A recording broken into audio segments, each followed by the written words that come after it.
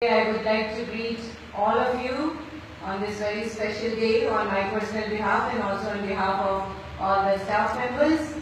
And I wish that this day and all days of your life you will feel powerful, empowered and live a meaningful life. A lot has been said already about women's empowerment, and we celebrate two very important days during the year which are related to women, and one is the International Women's Day. You remember the date? It's 8th of March, and then today, 28th September, is celebrated as Women's Empowerment Day. There are basic differences between these two, and sometimes we tend to look at both the days in the same manner. The first day, Women's Day, talks about celebration of womanhood. It tells the world that we are a species that can only be managed but cannot be terminated. We will never be made extinct. The world has tried that and they have failed. That is the day when we say that women's presence in this world is very important. You cannot do away with this. But today, on this day, 28th of September, we talk about empowerment. The women who live, the women who struggle and survive need to be empowered. And empowerment is a very difficult word to understand, but then when my choir sang about Mujhe Pankh Mile Hain Aaj and then Ori Chiraiya, I thought let us talk about it in terms of flight. I was thinking, when they were singing, I was thinking about flight, Pankh. Do you know that the bird has many types of feathers on its body? Have you ever noticed that? Have you been observant enough to see that there are feathers that are dropped on this campus? Have you seen those feathers? There are basic differences between the feathers that are there. Some are coverts, the covering feathers over the body of a bird. They just cover the body. But there are flight feathers that take them up in the sky. We have covers in our bodies that would just cover our body. We have things, talents, qualities that are just there to cover our bodies, to make us beautiful. Beautiful eyes, lovely hair, beautiful complexion. Covers. Just covers. But then there are flight feathers. And the flight feathers are so important because they only can make us fly. Women, Chiraiya. A beautiful comparison. They're like birds. And our feathers, our flight feathers of a kite are different from the flight feathers of a sparrow. We need to know what flight feathers we have, in what zone God has made us to fly. God wants us, intends us to fly. A sparrow's flight feathers are different from the flight feathers of an eagle. So need to identify our feathers. We will have to see what feathers, what zone God wants us to fly, and we will empower ourselves. Also identify what feathers my friend has, my mother has. Empower them to fly in those zones. You understand what I'm saying? So our feathers are different. And have you ever noticed a bird grooming herself? Chota piche sa dal ke apna pankh theek karte hue. Have you ever watched a bird do that? You don't know that. The term personal grooming has come from there only. वो जो आप personal grooming कराते ना, eyebrows, facial, that has come from there. The birds groom themselves. And when they are grooming themselves, they are using their beaks to straighten their feathers. And if you take a flight feather in your hand, do it today, you'll find many there. Look at it. A flight feather needs to be entire. There should be no gaps in between. It has to be oar-shaped and entire to cut the air. That is empowerment. The flight feathers need to be entire. And those that are not entire, the bird, when it is grooming itself, rejects those feathers. It plucks that out and drops it. The feathers that you find here are not automatically dropped feathers. Those are rejected feathers. You read about it. I'm 100%. I'm a zoologist. I know this very well. We need to reject the damaged feathers in our lives. Reject them today for empowering yourself to take a flight. Those feathers are not going to help us take a flight.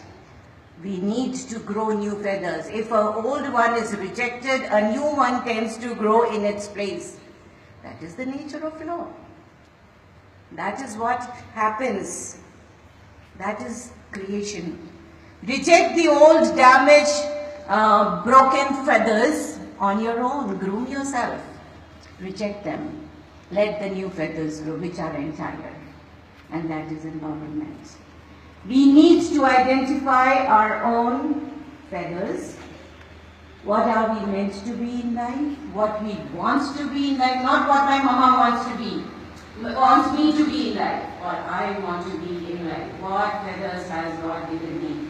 Is it a sparrow's feather that I will fly here and be useful to the whole creation, watching, or has God given me some other flight feathers and I have to fly at a higher speed? You need to know what you are. Identify yourself. Empower yourself accordingly. I had brought up statistics. I'm not talking about you. You know that we have only 35% literate, 65% literate women in India. 35 out of 100 are not literate. And those who are literate, 65%, out of them many are not educated.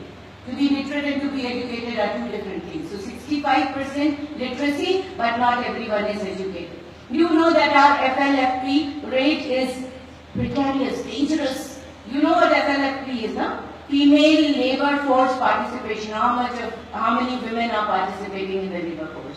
And ours is a very, very bad condition. Only 27% of our women form the FLFP. Whereas in China it is 65%. We need to be empowered in so many areas. Academic area, political, social, everywhere. Empowerment is required. It is needed. We need to empower ourselves. Empower others. The slogan for today is together we stand, together we rise. We will have to hold hands of each other. We have to tell our friend who's depressed that you have flight feathers too. You can also fly. If someone has damaged feathers, we have to tell that bird, that little chiraya, that your feathers are broken. You won't be able to fly unless you reject these broken feathers. To take a flight, you need to groom yourself, develop new feathers, and you can do it, and you will do it. That is what is empowerment. We need to be socially empowered. We need to understand that ours is a diverse country.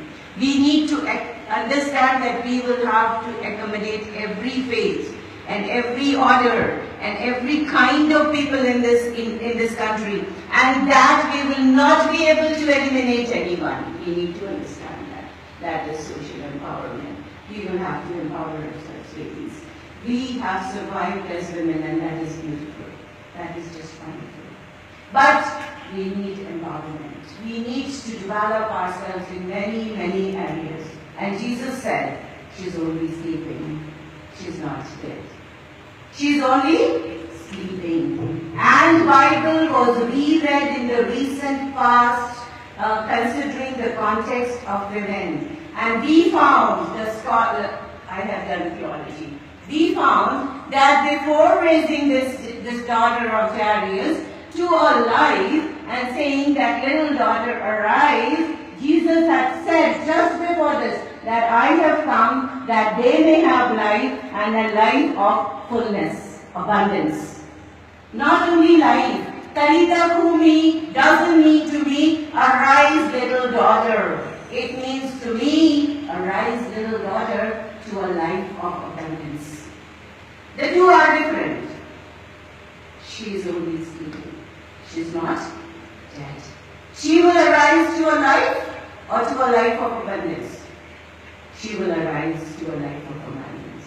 Womanhood has to arise to a life of abundance, and we can contribute towards that. Today, only on this special day, tell everyone that I'm proud to be a girl, but I know that it is important to be an empowered girl. I will empower myself so that I take a flight and fly to the right zone, to the correct zone. Everything that is negative, all the feathers that are not proper for flight, I will reject them. I will groom myself. I will grow new feathers. I will develop my talents. I will introspect. I will see what is inside, what I want to be, what I really am made to be, and then I will take a flight. Tell your mother, if she has not taken a proper flight, tell her that you need to fly. You are meant to fly. Do not be a flightless bird. A flightless life is a meaningless life. God bless you, children. May you have a rich, empowered life of abundance. God bless you.